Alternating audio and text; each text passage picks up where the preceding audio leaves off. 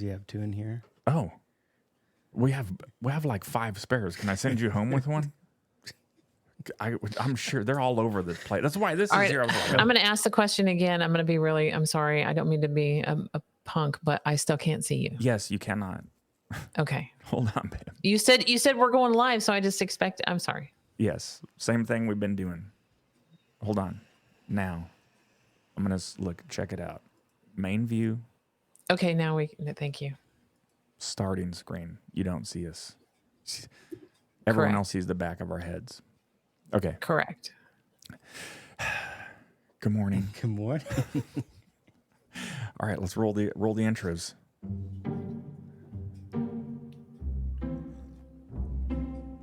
This podcast contains adult themes and language. The views expressed here are our own opinions and experiences. We are not medical professionals.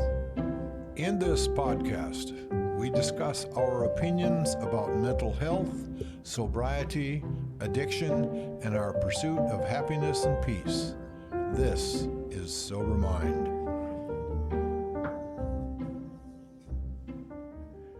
Good fucking morning.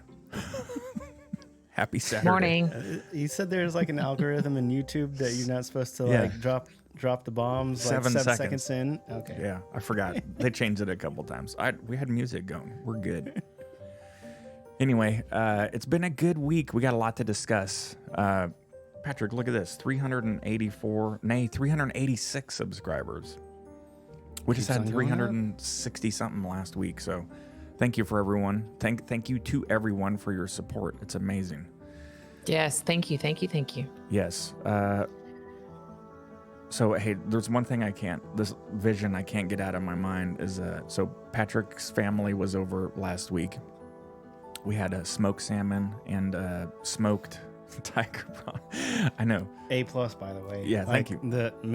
Excellent work. Barbecued jumbo tiger prawns. There's a very special recipe. It's the Jack Stack appetizer way. But man, you and Brian were going to town on those things. It just nonstop. I think we all were going to town. Those things were amazing. Yeah. Okay, the MVP though was Judy's potato salad. Whoa. I mean, because I was like, don't get me wrong. I am a sucker for great barbecue, and you smoked it, and it was all top notch. Like if if I was on a desert island, that would be probably in the top 5 for barbecue items that I'd want to eat for the rest of my life. But turning me into from a potato salad, maybe not. Yeah. I was like, all right, I'm over here. I'll give it a shot. And excellent work. Yeah. Thank She you. won me over. Thank you. Yeah. I went back for seconds and thirds, I think fourths. Yeah, it was good. So tell me, are you used to the Midwest potato salad that you don't care for, and it's some weird sweet concoction of what the fuckery? That's what probably, I have weird flashbacks of just, rolling up to the potluck and getting cracked open from the Tupperware, branded Tupperware. Yeah. Uh-huh. And it's just, like the cube, and it comes out and it's like, is that potato salad or is that just churched up, Miracle Whip? Yeah, exactly. No, this is a non-miracle. What the fuck? No, this is West Coast potato salad. When I moved back from Switzerland when I was a kid, one of our hearty snacks over there was just cut right off of the roll, dry salami on some bread of whatever and a little bit of butter. And so I'll never forget, I had to be like 10 years old. We lived in Sacramento, California. And this lady that was babysitting us, she was a good friend of my mom's. She got wind that I needed some comfort food, and so she got some what she thought was salami. It was, I don't know, like summer sausage. Summer sausage, white bread, and Miracle Whip. She's like, here's a taste of Switzerland. I'm like, oh, what the heck? That trauma. Oh man, I could not eat it. I was like, you are way off. Yeah, it makes me realize how some of the Americanized foods have just been like either filtered or packed with so much preservatives that they're just an amalgamation of what they used to be. Oh yeah, right.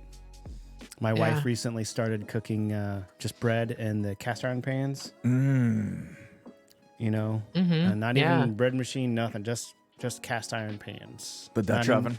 Not even the Dutch oven. We just have a little while ago we scored a nice round of like some old lodge ones, and I finally learned how to like season properly. Yeah.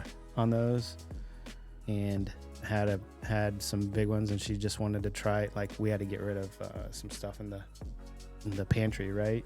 And she just threw just plain bread. Nice. And it's amazing the little things that make a big difference. That cast iron just gives it that crust on the outside that is just so good. Texture of the crust, and the simplicity of everything, the freshness of it. It doesn't stay like store-bought bread. No preservatives. No preservatives, but that's even better. Yeah. Yeah, we had from 4th of July, apropos to this conversation, there was a pack of we don't have hot dogs often, but when we do, it's, we have some good hot dogs.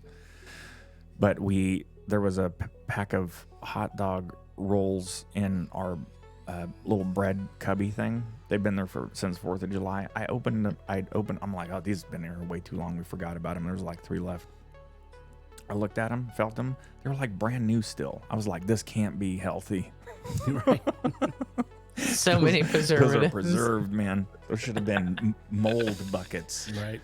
Yeah, like the natural bread. Judy makes a lot in the winter, and I have a bread machine, so it's not. Yeah, I'm not working rolling the dough or kneading the dough or anything like that. But yeah, it's still all natural, ingredients that goes into it. There's nothing delicious stuff. nasty. Herbs, all kinds of stuff. But it doesn't last long. Yeah, that if garlic it's just out herb bread on the counter either. I think that's like not to shift gears hard, but that's one of the things that I was grateful for this week was the return to simplicity on a lot of areas. Because I was telling you when I came in, I got a lot of miles in this week, and I realized that either a lot of my bloods or stuff that I was working through, it's so amazing how far HALT goes: hangry, lonely, tired. Oh, yeah. When we check in on ourselves to see if we're hungry or we're angry or we're lonely or tired, if we're reacting a certain way during the day. But there is an element to that is, a larger, not just a daily scope or daily range. I'm talking weekly, monthly, being stuck inside for, what was that heat dome that we had was well over a week. Yeah, so that was like pretty much 8 cabin days or fever for something me, and not taking care of myself. Just it's amazing how well the simple things of just getting out and getting the steps and miles in on the runs. Oh yeah, just the return to simplicity. You don't have to orchestrate anything grandiose to help yourself out. I got to do all these things. Some days it's just showing up and doing the work. yeah. So very thankful for that. 100%. Judy and I have been sticking with our new morning routine, and that is we've been drinking the saltwater lemon concoction first thing. Man. And she goes and takes you outside and sprays you down with the garden hose. No. Is that right? That's the cold, That's the cold shower afterwards. But yeah, then I go for the run, and I think there's a misconception too. I get in the shower. I take a regular human being shower. I wash myself. Then for at least 2 minutes now, it's ice cold. But man, it changes the dynamic of how I feel all day. It's crazy. And then we've been sticking with the 18-6 fast.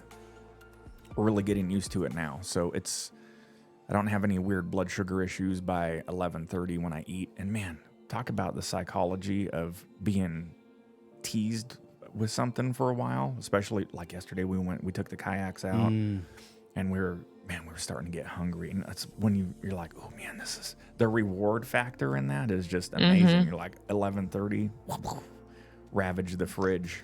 I think there's, usually the diets for me, they come off the rails at a very specific time of day, and that is usually it's the after work to about 8:30, 9 o'clock time frame. Yeah. It's a very specific 4 or 5 hour window. Like if for whatever reason, like if I'm not sorting out what's in here, like I'm just physically rummaging Oh yeah. through the fridge and the pantry and stuff like that. I don't know how many times, I don't know if it's a Midwestern thing or just a person in general thing. You just stand in front of the fridge and be like, yep. I don't feel like anything in particular, but I'm looking for something. I'm waiting for it to tell me what I'm eating. I'll know it when I find it. I know when I find it, type of thing. Yeah. Okay, we're gonna do. Hey, so I got two things I want to talk about. Then we'll jump into the gratitude. So I got an idea yesterday morning. I want to do if you're cool with it, a slight rebranding of the title of the show. Pray tell. So it's still going to be Sober Mind, but on the banner it says "You're Not Alone." I want to change it to Sober Mind, Grown Folk Conversations. Grown. Okay. Grown folk. Someone left a comment a long time ago on one of my shorts about when I was talking about my sobriety or something. He just put in there, "This is grown folk conversations." Basically like telling people like, don't get involved in sobriety chats unless you're, Sure. you have the mental fortitude to have these discussions. And so, I don't know. What do you think? Fair enough. I mean, we touch on very many topics that are like that we put the work into. Yeah. And that I know that are, for the lack of better words right now, for those early in sobriety might be triggering. Yeah. Right. Like the emotions that we talk about are very raw, dealing with, what we have to navigate on the daily and how they related to our sobriety. So I can see if those that aren't ready for that or don't have those tool sets to deal with those, how upsetting that might be at times. Yeah. Because sometimes, we wallow in that pig shit. Like, oh man, the self-pity zone. Yeah. Or sometimes the stories, like, to be honest about some of our most self-deprecating times, we spend some time there, and I get it. Plus, you got to grow your little tree. So grown folks. Yeah, there you go. Very nice. We are folks that are grown. Yeah. Growing. Yeah. I like the double entendre. Yeah. Okay, so speaking of, I want to talk about. So I posted a short this morning. It's got a ton of views and a bunch of comments. See, it just keeps going up. 387 subs. Grown. I haven't seen your video yet this morning. So it's I thought about it on the run, and it's basically what I went through the other day. So here, in a nutshell, it was either Tuesday. I got back from my run and was getting ready for work, and I'm just in a state of general dissatisfaction where I'm at with my career. So I don't know. I think I frustrated Judy by making a comment on something, and then since she was frustrated at me in the morning, it just caught me off guard, and it just opened up a pressure valve. And I got in the shower, and before I got in the shower, she was on her exercise bike, and I walked out, and I said, "Hey, I got to tell you something." And I just started crying, like a guttural kind of cry. And I just had the conversation. I told her how I was feeling. There's a self-worth thing that's an illusion that I'm creating, and self-deprecation about career bullshit that I always try to be a good steward of not doing, because I'm the guy that always says it's just a paycheck. It doesn't define who we are. But sometimes when you're living in it, that's really easier said than done too. So anyway, I got that out. I went to work. I had an okay day, and then the next day was really good too. And then now I'm on vacation for 10 days, and I realized yesterday, I told Judy, I said, "Hey, this is that little bit of crying I did the other day, aside from like 7 months ago, having a different sort of crying when I had depressive episodes, which I haven't had since I've got off the medication. The irony, it's insane. I haven't been depressed since I got off antidepressants. Just to clarify that statement. So strange. But I realized that I had a cry of a regular emotional trigger that is really healthy to do. And then you cry, and I got some stuff out just from that, standing, doing my cold shower, crying. You know, and I got out and shaved and got my day started, and I was just like, okay, that's done with. What I'm saying and talking in circles in a really bad way is that it's been a really long time.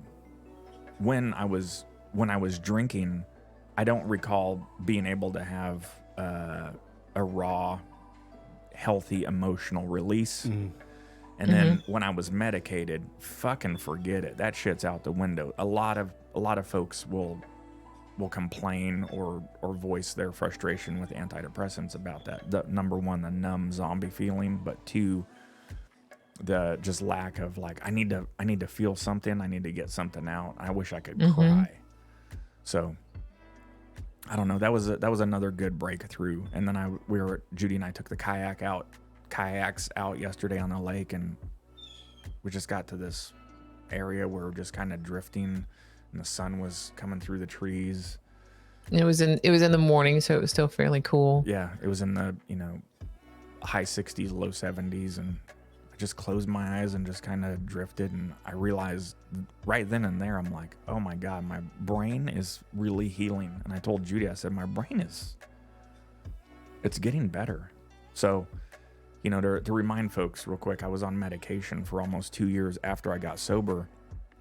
Antidepressants, Wellbutrin, Depakote, and Effexor, and Zoloft, and Abilify, and Prozac, and just different variations of trials and errors. Yet psychiatrists use me as a guinea pig like they often do with SSRIs. But as we've talked about, it took me quite some time to realize that after the damage I've done to my brain with heavy drinking for several decades, then going on antidepressants, I was never really able to start to address these things. Not just from a conscious level, but the subconscious part of me, has done a lot of work on its own too, and it's done a lot of physical gray matter healing. So, the panic attacks and the anxiety and all that stuff, it's gone out the window, and I'm starting to really, really figure out how to cope with emotions and the good and bad and ups and downs and just life in general, the way that us human beings are supposed to fucking address stuff. So it's nice. I guess that's yeah. There we are. Is that your gratitude for this morning? No, I was gonna. You want to jump into gratitude? Yeah, but first, I'm proud of you, man. Thank you.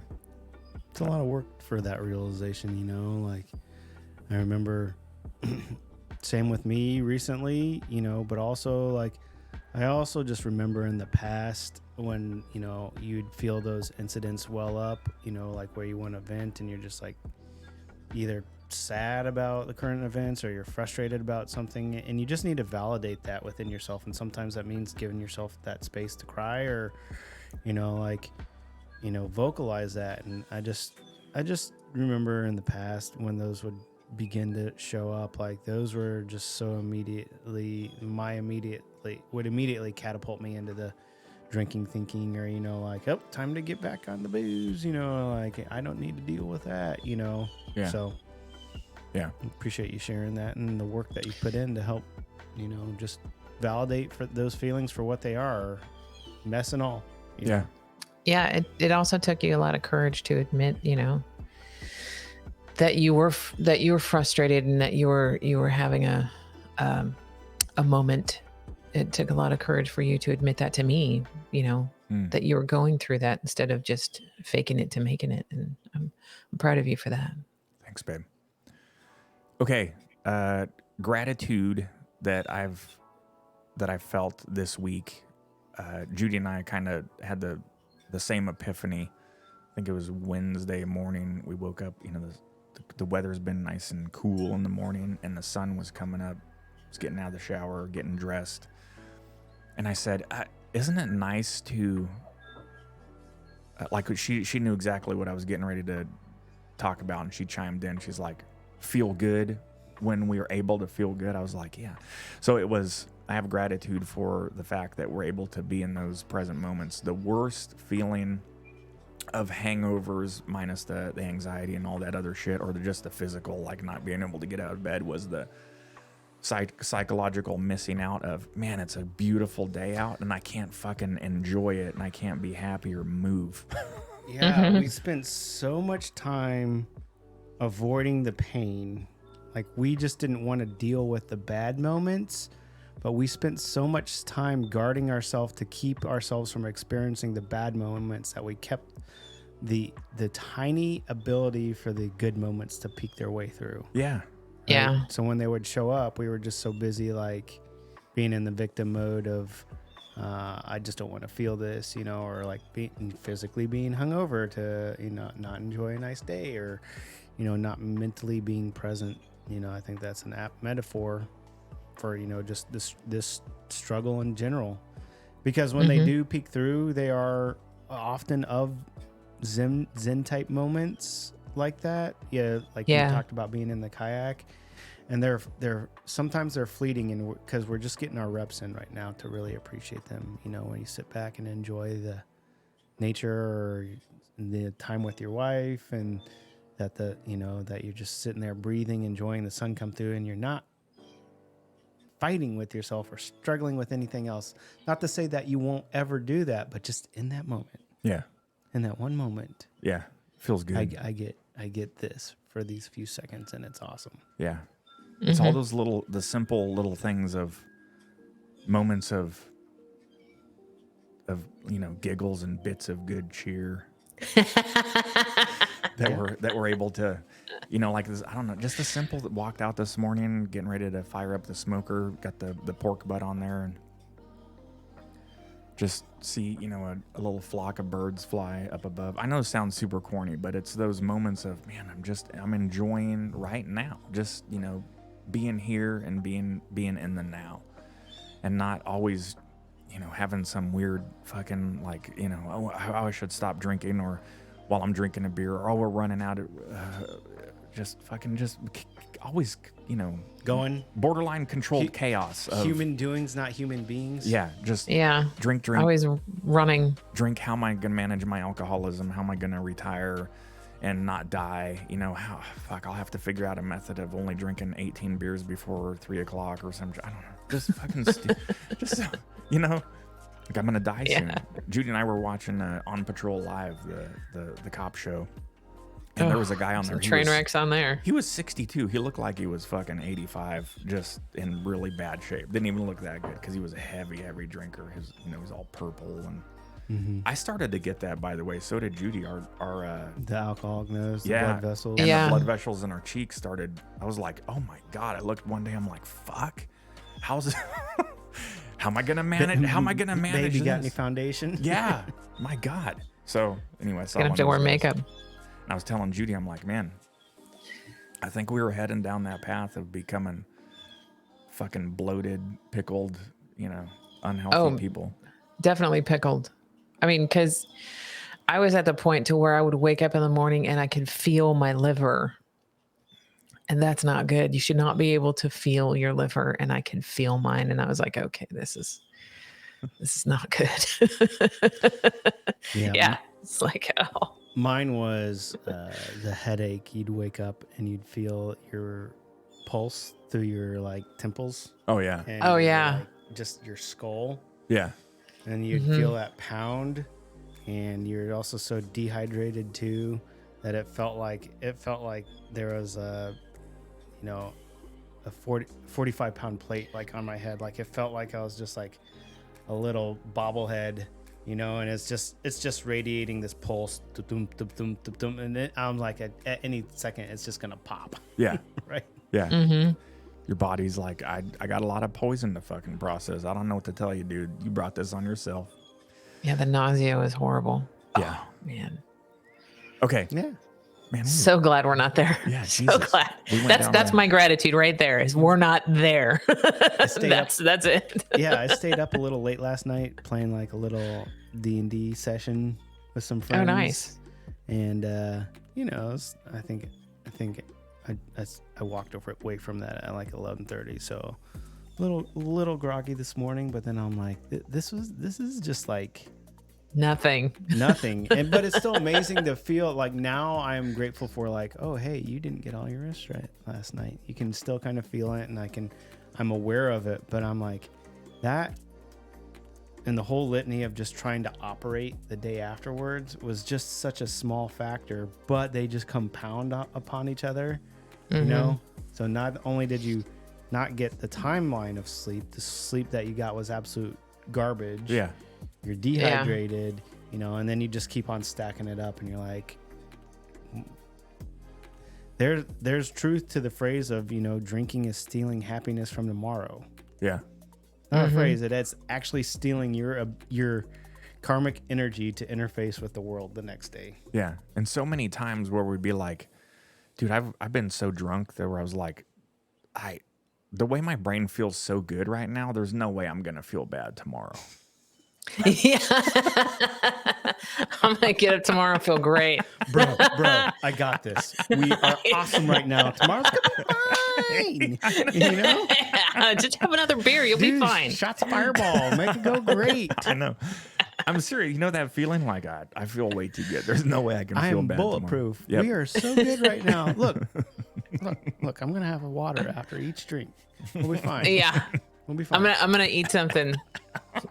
I got this. That water after each beer, that happened once. I had one glass That just of water. that just makes you need to go pee a lot more. Yes. Fuck this. Oh shit, I'm full. I gotta switch to like Spirit straight. Yeah. Okay. All right. The lies we tell ourselves. Yeah. Man. I feel so good right now. There's no way I could feel bad tomorrow. No. Jesus. Then you wake up the next morning going, "Oh my god, I just want to die." Okay. Let's get in continue the gratitudes, and then we got to jump back into our Dr. Dyer. So Wayne Dyer, babe, what's your gratitude? I just the one that I just said. I'm glad I don't feel that way. Oh, yeah. That's my gratitude. Patrick. Mine was the return to simplicity this week. Oh, gotcha. Okay. But I also do have another one. Grateful Go for it. for you know, good friends, and you know what you guys have done. Having my family over last week was a wonderful time. My 3 years on sobriety is this Wednesday. Oh, damn. Congratulations. Nice. Happy birthday. Not there yet, but Close enough. Close enough. it is, you know, and it's hard to think back how long that's been, but you know, the amount of work that I've put in, I'm very grateful for. You guys have like a landline still? Yeah. Yeah. BRB. God. Dad likes his landline. Just the fax machines calling in. Yeah. So, good. Yeah. Ozzy, get out of here, man. You're 30 minutes early, dude. Okay. Let me pull up the lessons to live by. When you change, Hold on, I got to figure out where we were. So we were about 7 minutes into it. Really? We were that far? Yeah, we watched 2 of them. Right? Or did we watch No, we've one? only watched one of them. Thanks for keeping me honest. We'll go right here. Okay. Let's go to browser view. I think the rest of the have been broken this is up. a very difficult principle for many people to get, but one that I believe very strongly in. I was in a group one time of drug addicts and alcoholics. And the sign on the wall said, "There are no justified resentments in this group." What I said to that group that night was, no matter what anybody says to you here, no matter what kind of anger comes directed towards you, no matter how much hate you may encounter showing up in your life, there are no justified resentments. Meaning that if you carry around resentment inside of you about anything or about anyone, and I'm talking about the person that you lent money to and hasn't paid you back, I'm talking about the person in your life that you feel was abusive in your life, I'm talking about the person who walked out on you and left you for somebody else. I'm talking about all of the things that you have justified in your heart and in your life that you have the right to be resentful about. And I'm suggesting to you that those resentments will always end up harming you and creating in you a sense of despair. No one ever dies from a snake bite. The snake bite will never kill you. You cannot be unbitten. Once you're bitten, you're bitten. But it's the venom that continues to pour through your system after the bite that will end up destroying you. There are many ways to get the things that we want for ourselves in our lives. Yeah. I think that's, I mean, it's pretty. I didn't know where he was going with the snake bite. I'm like, oh, bullshit. It's the parable from Buddha of, what revenge is, trying to carry around a hot coal, and throwing it at your enemy. Yeah. You just end up burning yourself. Burning yourself, yeah. Yep. So, I mean, I think this is one of the hardest precepts to understand, because it's on its surface is very like, oh yeah, of course, if you're gonna be full piss and vinegar, of course you're just gonna be angry all the time, right? And like, yeah, if somebody's gonna hold on to anger, they're gonna be angry. That's the easy part to realize. I think in his dialogue there was very subtle. He mentioned about feeling the right. You have the right to feel that way, and I've noticed in my life that, resentments are another way of saying things or people unfolded against my expectations. Mm. Right. Yeah, I think that's, yeah. And I'm sorry, go ahead. I was just going to say and then the right though, that comes down to the fact that like whenever those expectations or failure to live up expectations occur closer to you, as in far as like your community of people, right? The closer they are to you, the more personal and attacking or vindictive they feel. So you feel like you want to be justified in that anger or resentment, right? Because it's more of a personal attack. You're coming out of a defensive posture. Yeah. Yeah. And I think that word that you just said, justified, that for me is one of the things I have to get over when I'm holding on to resentment or anger towards somebody who has harmed me or hurt me. That sense of justification of them suffering as much as I was suffering, or they need to suffer as much as I suffered, because then I would be justified, is more, does more damage to me, because they don't understand. Some of them don't understand, how much they have hurt me. And so for me to try and tell them that, or to try and hold on to that resentment, because they're not being hurt as much as they hurt me, is just ridiculous. I mean, it doesn't solve anything, because they will never be me. yeah, And I will never get that sense of justification unless I let that go and just, Yep. This is the great part of this precept, is the only path forward is a death of ego or relinquishing. Because everything you just said, you just pulled back the veil, and guess who was peeking underneath that engine? This happened, and it didn't go according to how I thought it was. ego. Or you hurt me so bad that you didn't see me. I need to impress my will upon you to make you feel what I felt. Exactly. Me. It's all about me. And you just pulled back that veil, and it's just ego there. Something happened that you it's didn't right. like or you expected, and the ego is just so fucking bitter that it wasn't about him. That he goes, you know what? This fight's not over because it is about me, and I'm going to make it about me. And I'm going to have the last word. And I'm going to have the last word. And the only way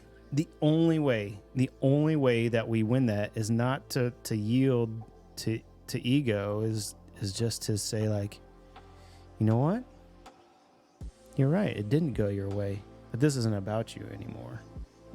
You know, that's the only way to move past it, you know, and this is where forgiveness comes in when he talks about carrying around the resentment. And in Ted Lasso is another good one that I point to, you know. What did he tell Jamie on like the second or third to last season or episode? You know, if hating him isn't giving you the outcome you thought so far, then maybe it's time for a little forgiveness. And he's like, I don't want to forgive him. He's like, I'm not talking about forgiveness for him. Oh yeah. About his dad. Yep. Yeah. This is something that I've gotten better with, but I really have to work on it continuously. I hope I'm not appearing like I'm surprised or mystified by all this. I'm not. It's just I think I'm humbled by it because I've held on to resentment. I mean, spent a lot of time in my entire adult life, you know, resented my mother, my father, you name it. I mean, unhealthy. Like I'll go sit somewhere and drink a beer and be like, all right, I'm going to dig up a fucking thought and I'm going to just roll with it. Just like boil myself into hate. You know, like what the, like fucking heart is pumping. I'm just creating this pool of anger, just swimming in it on my own. Yeah. And when you fill yourself up with hate, you've got no room for happiness and joy. Yeah. It's gone. So all you do is you become hateful and bitter, and you waste all that time that you could have been happy and joyful in anger and bitterness, and it's such a waste. Yeah. Well, we're here now. We're working on it. So that's good. We're here now. That's good. Yeah. Let's cheer up, shall we? Well, I mean, and that's, you know, we talk about the death of ego, or I do.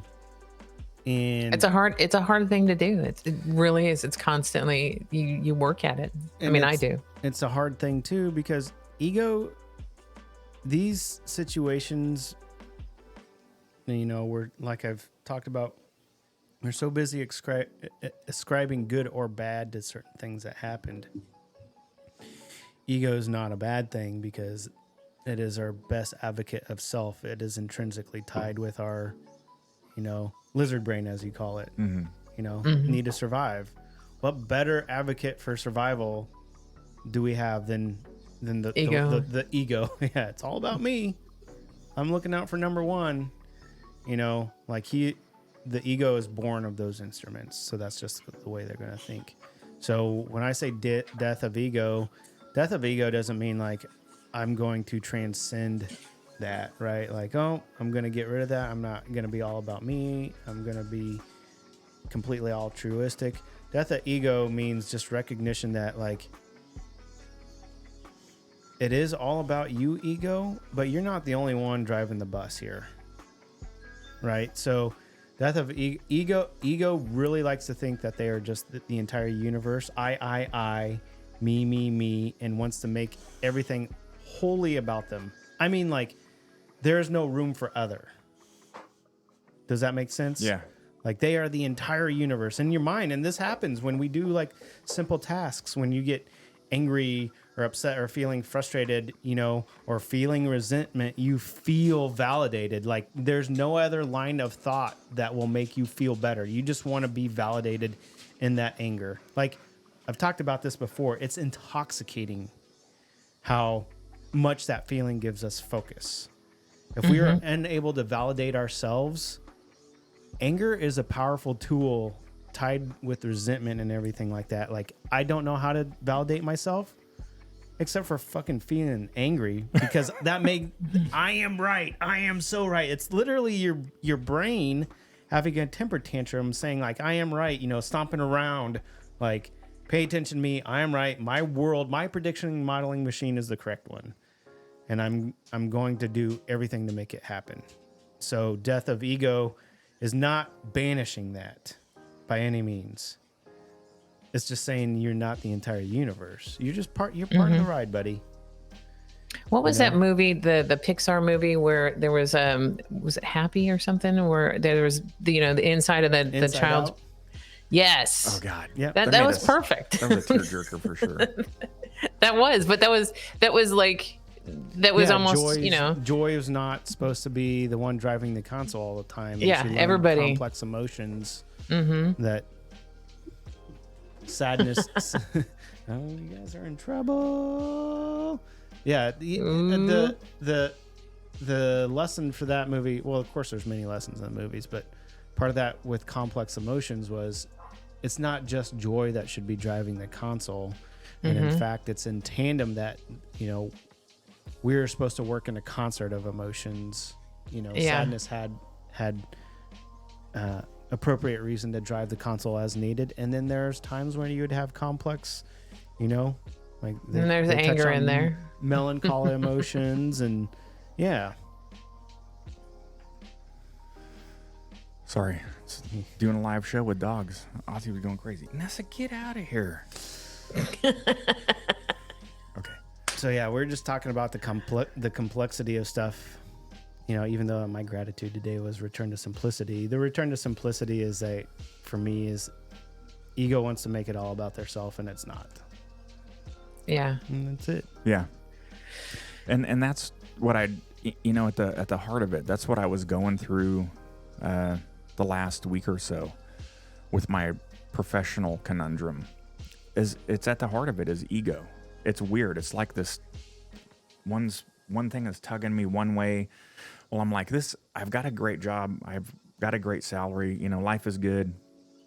I'm healthy. I'm happy, but I'm not. But I'm not happy. Then there's just egos like, but you used to be this. There's people now that are more important, and you're not important anymore. Or are you? It's like this.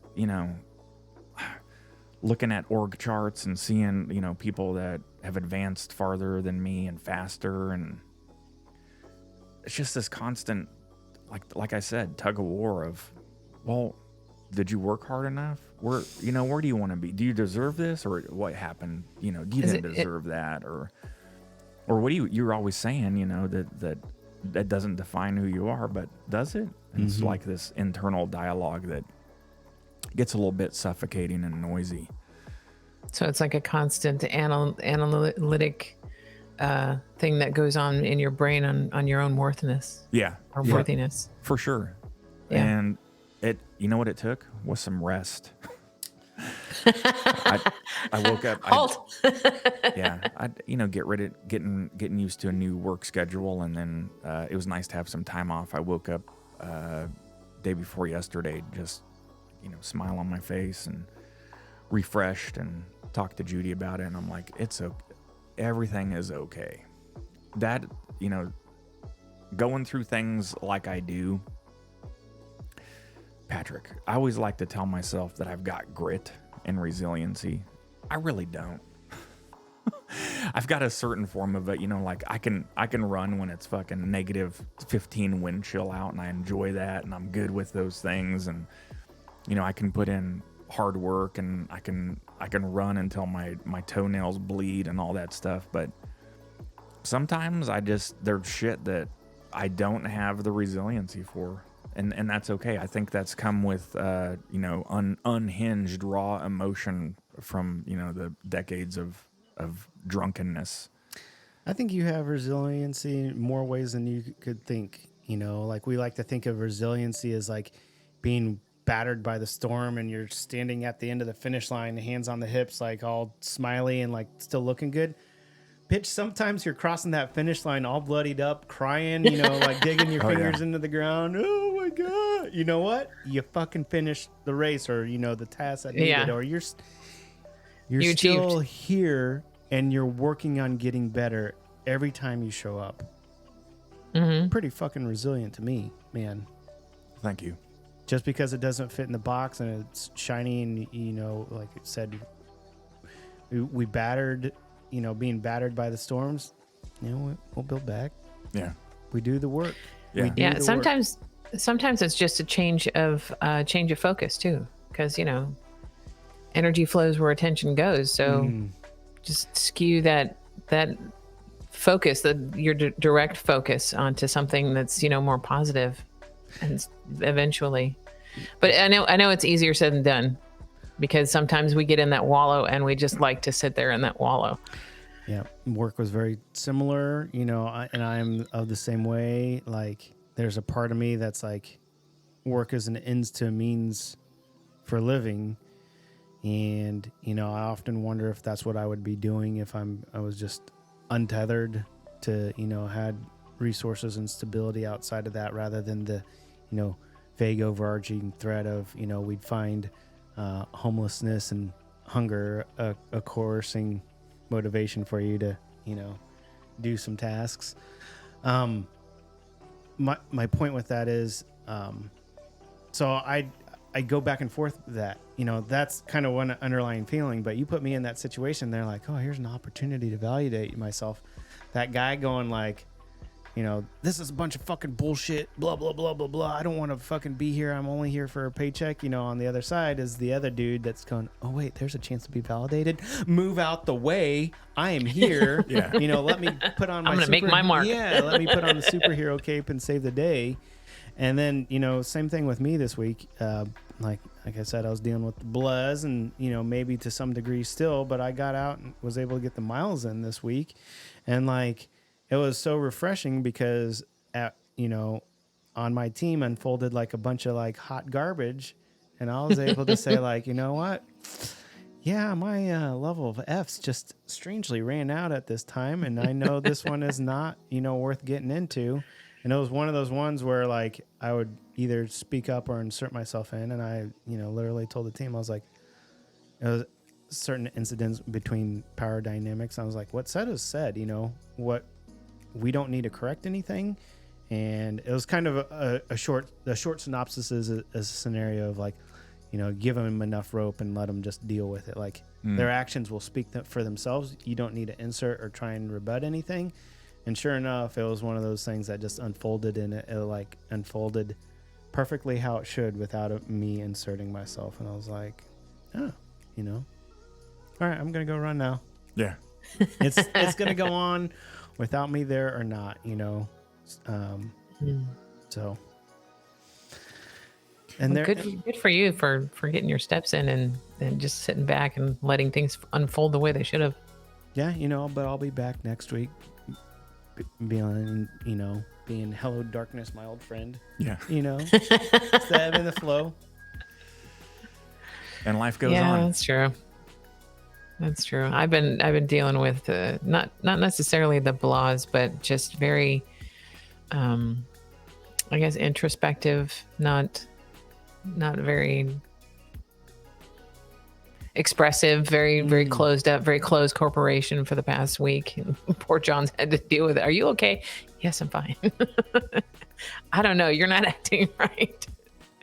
But it's not, I guess it's just one of those things to where I need to put it on mute for a while, put everything on mute for a while and just go and just sit back and be the observer for a while and not get deep into the emotions every once in a while. I need to back out and just be the observer and just let things go and not jump in to all the emotional stuff. And then, you know, eventually I get back into the groove of experiencing and being in the emotional state. But sometimes I gotta turn the mute button on. I need to dig this study up, but there was one that I read about, you know, how some more mild depressive states lead to a little bit more internal reflection and higher cognitive thinking, as far as reason-based assessment on items. Not saying that the rest of the, if you're in deep depressions, like that really throws off the equilibrium. But the point is, like, the body itself goes through these ebbs and flows and cycles of like, like, hey, maybe it is time to just pause and give a little reflection, collect your thoughts. I am a big advocate for deep work sessions, which these are like, and I'm glad I said this because I need to return to this myself. These are sessions of time uninterrupted by like phone or whatever, like think of like old school scientists or philosophers or whatever, that they would go to a retreat in, like, the point is the brain takes several minutes to, like, up to a half an hour to really engage and focus on a certain task at hand. And this is reaching flow, right? If you're doing a certain task over and over, it takes you time to get to that rhythm, right? Same with complex thoughts about, like, just trying to sort through feelings and emotions. There is a point where you're just wallowing in it, yes, but there are times in meditation, for instance, where you can reach that certain state, and it takes time to get there, right? So that's what, some of these, what I'm trying to say is, like, we call it mild depression, or, like somebody's got the blues, or, like maybe it's the point of the day where you're silent and introspective. Again, we don't need to ascribe good or bad to that. That's just the point where, like, maybe it is the downtime physically where you're reflecting internally to kind of process some stuff. I'm not a doctor by any means, but, if you're doing that quite regularly, or like in longer periods, or, you have depressive states, yes, that is probably not a healthy balance, but, because they can exist in a healthy balance does not mean they're bad by any means. For sure. Yeah. Babe, do you think that maybe, what, I as you were talking about this, I noticed that since you've started your new morning routine, you've been different. Do you think that your new routine is having an impact, and now you're finding yourself trying to get used to that again? And let me give some context. Before, it wasn't a bad thing at all, but I would wake up, go for a run, get my day started. Judy would be on more of a, what I'd call a leisurely path, and that is she would lay in bed and read, full on. and read for several hours, which is fine, and then get up and do some form of exercise and start her day. But now recently she's gotten up out of bed, done the saltwater drink, and then started her exercise, and now it seems like she's got more time on her hands too, maybe. And then she does her reading later on when there's a break in it. And I've noticed a marked change in her overall motivation for stuff. But I think with that, there's a little bit of readjusting. It's like when Patrick and I came off of the caffeine and the social media too. That's, again, the lack of resilience. Sometimes your fucking lizard brain's like, oh God, what have you done? You've taken all my joy. It's habits too. Remember, we've talked about this with habits. The prediction modeling machine of the brain just wants to get to that safe space where it knows what's going to happen, and habits are the best way of doing that, right? Yes. This is how I start my morning. This is my safe space. I'm going to do X, Y, and Z. And when we push ourselves to get out of those habits, or we're trying to reform new habits, I really think the body goes through a grieving process. Yes, for sure. We talked about it this week with your schedule too, and same, and like my kids going back to school, there's like a, well, I don't want to fucking do that. This is fucking different. I don't like this. It's not the same as what it was. It's not, like the brain has to put energy into, like, instead of just saying like, I have a knowable outcome with minimal effort. I mean, because that's what the brain, the lizard brain wants to do. Yeah. Knowable outcome, be safe, minimal effort, we're good. Right? Yeah. No pain, minimal effort. And then you come along and you're like, well, short, long-term growth, short-term pain, we're going to learn a couple new things. And there's that kid over there in the corner of your brain. Yeah. Well, I don't want to do that. It's the tug of war. Go ahead, babe. didn't Dr. Joe Dispenza said, okay, well, when you get ready for change, get ready because it's going to be uncomfortable. Yeah. It's like, oh, all right. Yep. I'm very thankful for us and this group to be able to talk about that because, when you brought that up the other week about, giving up social media, I wanted to think about, I'm still on the Reddits, so, I got a taper, but, I give up the others, but it was to the point where like, man, you've had some bloods. Could it be that? And by no means does anyone want to say like, I've been down in the dumps for a couple weeks because I didn't have my Facebooks. Yeah. And at me, I wanted to be like, it's not that fucking important. But it's so weird how that behavior is so intrinsic to you. My brain's gonna tell you that, and I'm gonna tell you to your face right now, like, I didn't think it was, but my body, sitting here, hey, you got any more of those Facebooks? Yeah. I think you're right. I think you're right. The not reading in the morning, I'm definitely, because I'm so used to having to be able to read and dive into my stories that, is far from reality. And I don't have that first thing in the morning now. And I probably am going through a little bit of a withdraw, I guess. Yeah. And it's if I stand back and look at it from the observer point of view, it's just a book. It's just a story. It's not, just put it down. It's not that, but yeah, my body is like, oh, this is not right. I want to go back to what I was doing, please. Can we just go back to what I was doing? And knowing us three, if it's not something of habit, what are we the hypervigilance, right? Yes. I don't know what's going on. All right, time to turn this shit on. I can be hypervigilant. Yep. Mm-hmm. For sure. So it's, an alcoholic addict's brain is, we've got that broken highway system that an addict is an addict. Yeah. That makes us work for finding solitude and peace. It's been, you've got almost 3 years under your belt. And you're growing into that. And then we hit a roadblock and it's a fucking mountain crashes down and you're sad and you're like, what the fuck, man? I'm supposed to be better, aren't I? Yeah, but that's the grace of the journey. It's fantastic being a human being, feeling the emotions and dealing with the struggles. And we're all three of us are so in tune to ourselves too, to where sometimes I feel it's to the detriment of our conscious momentum, if that makes any sense. Like, sometimes I'll be happy, I'll be feeling good, and there's all of a sudden it's coming out of like a fucking crow out of left, like, what? Hey, motherfucker, you shouldn't really be happy. Yeah, hold on, fuck, man, I'm just trying to be happy. I would totally agree, and I've come to accept the fact that you say in tune with that, and the past me would be like, you don't know what the fuck you're talking about. In tune, this comes out of nowhere. Yeah, all right.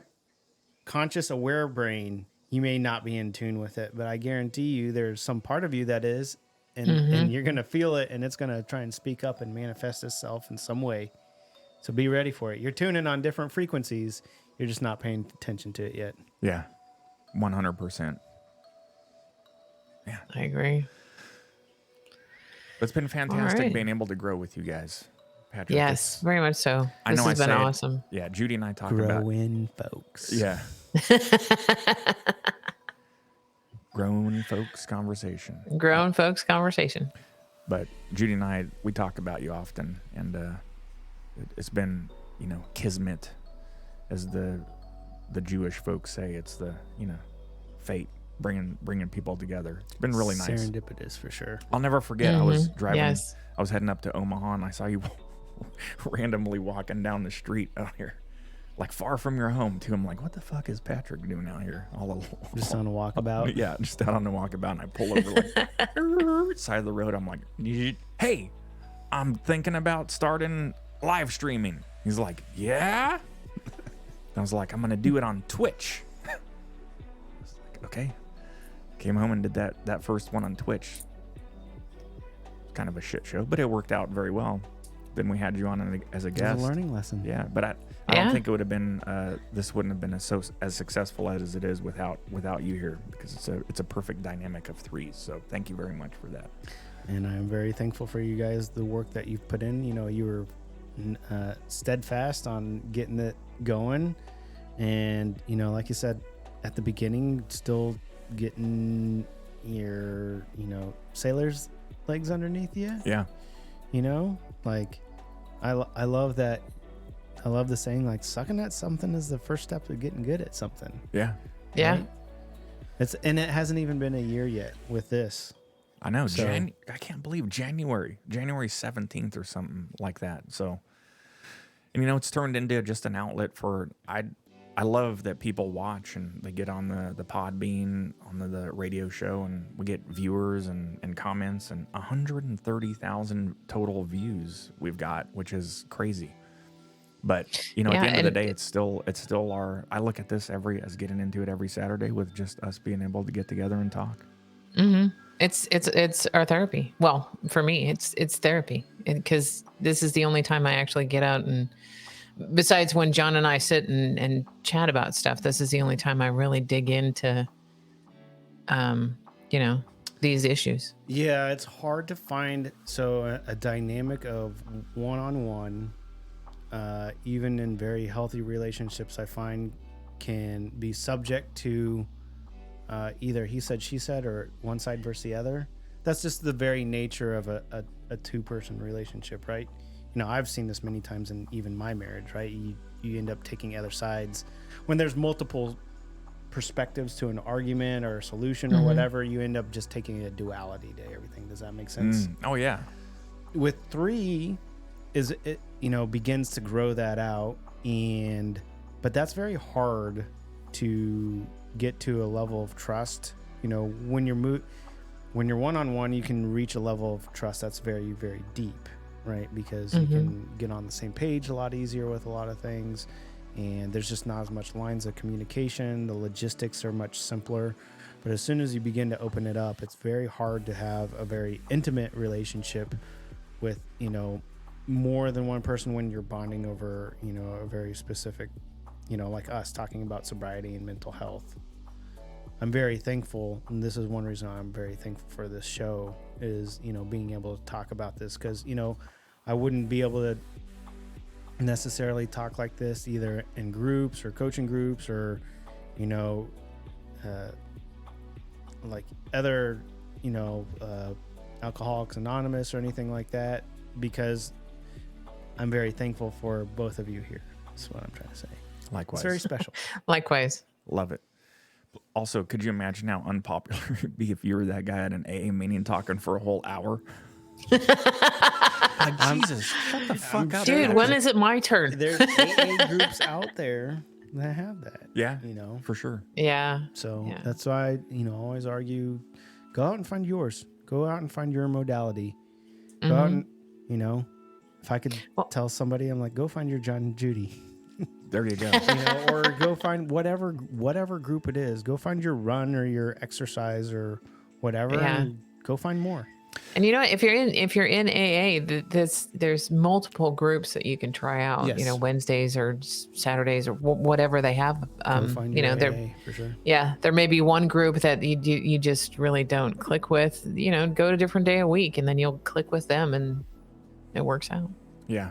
I think, there's just like how Judy and I had a sort of a roadblock on how to figure out how to stop drinking, which was just fucking stop drinking.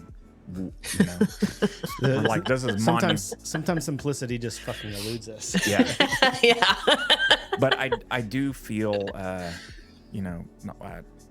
know there's people out there, so if they're watching or listening, that if you're trying to figure out what your modality is, don't be like me, and that is sometimes I like to make sure and orchestrate everything till it's perfect before I go do something. Just fucking go to a meeting, go talk to some friends, keep tuning in, just go do something, and then reach out, and then start the process, and then there's always the the rough in period of, doing construction. It's hey, heads up, folks. Behind all the sheetrock, it's not very pretty, especially if I fucking built it. Watching the sausage get made. Yeah. Nobody wants to watch the sausage get made, Yeah. right? So just start, get the rough in period, and then after that, you'll fucking blossom into having your own little podcast, maybe, if that's where the route you want to go. But Hey, whatever happened. Just start. Yeah, just reach out. And don't be afraid of the shock that can happen when you're quiet and alone, and your inner selves start to have the ego battles and all that good stuff. But good luck to you. Okay, let's wrap it up. We got a pork butt on the smoker. I've been smelling this pork butt the whole time, and it's been great. I get a gentle whiff of it that comes by once in a while. And we are going to play today. Patrick, before you leave, I got to show you. We're playing Starfield. Oh, yeah? Oh, sweet baby Jesus. It is so fun. It's a lot of fun. On the PC, it's just so everyone knows. Yeah, I feel like I'm an enabler at this point. I know. Patrick. It's all your fault.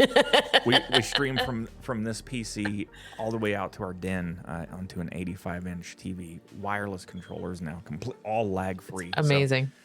But you got to be. Thank you, playing Patrick. Starfield. We really appreciate it. 60 frames per second is the only way to do it. But so we're playing that, and we just last night I fired up Batman. God, that game is glorious, from 2015. Arkham? Yeah.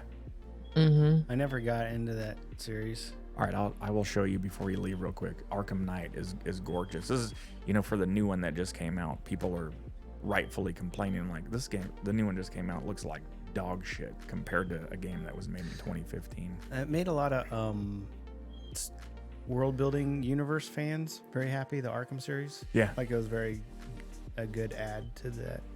Oh, for sure. Batman universe. DC. Yep. Yeah. Yeah, that D&D session that I actually did last night was Baldur's Gate 3. I was gonna ask, who are you playing D&D with? Baldur's Gate. All right. Well, we've lost Odie on the Watchers because he's gotten sucked into that. Yeah, I was gonna ask, where the fuck is Odie? He's gotten sucked into that one. But that's a great game. Odie's playing Baldur's Gate. Yeah. Yeah. Oh, okay. Out there somewhere. So he talked me into a session. So. We will talk about it. We can do it now. So ready to do it on the PC if we so desire. But man, we got so many games coming out. Lies of P. Oh, can't wait. October. I took a week off in October just for 3 game releases: Spider-Man 2, Lords of the Fallen, and Assassin's Creed Mirage. Yeah. So that's what we're doing. Okay, then I got to show you. I got done editing a video. Well, it's almost done, of me doing a little project in the shop yesterday. It's nothing special. I'm going to show that to you. But I realized that for the Fix Broken Stuff channel, I was like, I'm out there doing stuff. Why don't I just film it? So I got it busted out the GoPro, and that's what I got going on. Nice. Okay. Judith, my beautiful wife, do you have anything else you want to add before we wrap it up? No, just thank you guys. It's been awesome. Patrick, my beautiful friend, do you have anything you want to add? Keep on keeping on. Life's a garden, dig it. Life's a garden. Dig Life's it. a garden. That's a big old hunk of poopy. That's why Daddy named you Dirty Joe Dirt instead of Nunmaker. Yeah. No, not a maker. All right, good times. Well, Good time. I was gonna start doing a bunch of quotes. Yeah. It just grows in all like that.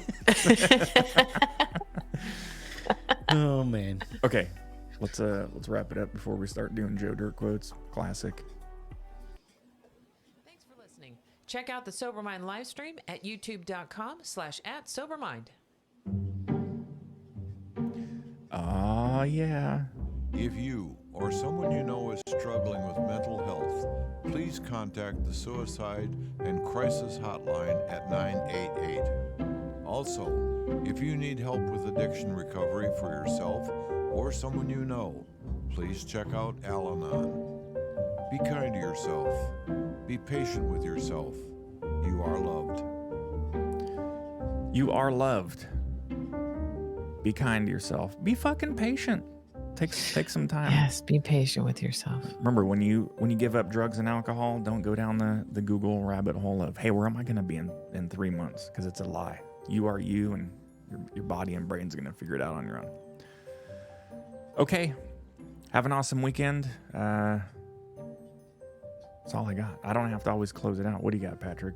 Throw in a catchphrase. You already burned me out of catchphrases. At this point, I'll work on my secondary and tertiary catchphrases to say goodbye. But until then, bye.